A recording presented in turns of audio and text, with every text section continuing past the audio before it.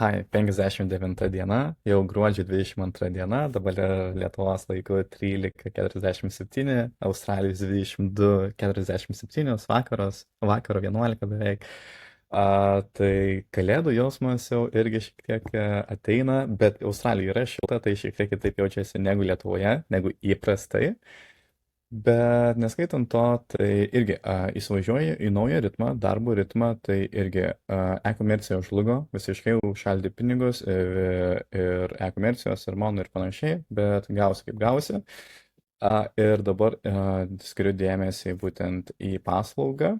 Tai vakarą atsirado vienas mažas klientas su nekilnojimu turtu, tai šiandien ruošiau turinio strategiją, žinutes pasirašėm, pasitvirtinom jau, tada irgi moodboardą padariau, moodboardas irgi kaip ir patvirtintas ir dabar reikės perduoti būtent dizaineriui, kad jisai pradėtų daryti ir turėsime puikų rezultatą. Tai jo, tai laukiu, tikriausiai pasileisime sausio pirmomis dienomis jau, tai irgi startuosime iš esmės per vieną savaitę, puikiai bus. Ir tada šiandien irgi pasiruošiau naujus slaidus Facebook'o reklamos pasiūlymui, tai irgi cool.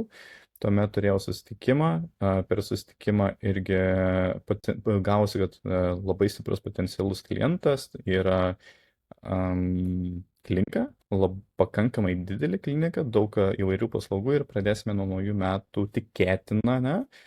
Kaip ne taip, ne, tikėtina, kaip ten nėra 100%, dar nepasirašome sutarties, bet iš to, kaip bendravom, komunikavome, atrodė, kad turime daug sinergijos taškų ir atsirado pasitikėjimas, ryšys.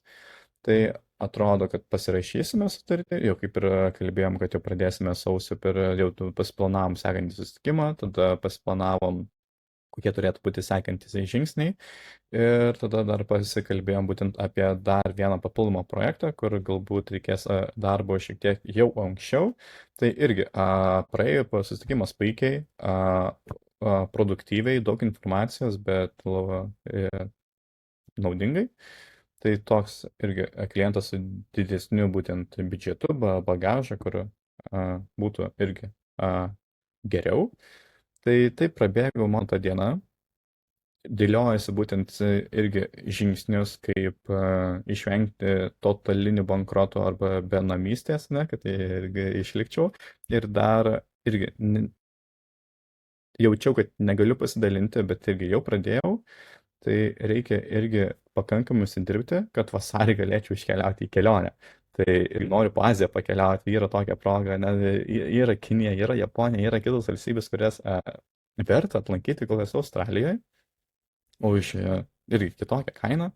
Tai tikslas yra atsigauti finansiškai, užsidirbti ant kelionės ir tada po kelionės grįžus tikėtina vėl kibti į darbus ir taip. Tai tikslas yra dar milijonas, bet dabar žiūrint realistiškai, tai užsidirbti ant kelionės ir bus matyti kaip gausis. Ok, laikykis. Iki.